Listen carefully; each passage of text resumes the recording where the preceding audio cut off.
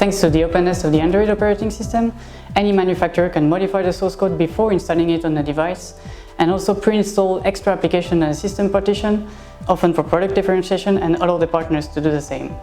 This has created a vast supply chain that is completely opaque to the user.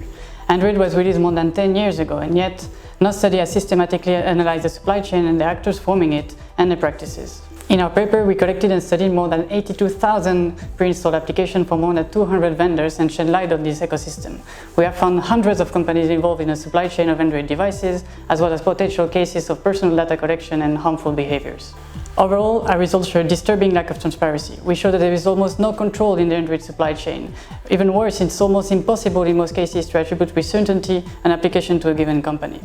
With this study, we hope to bring more attention to this issue and hopefully make the whole Android ecosystem safer for users.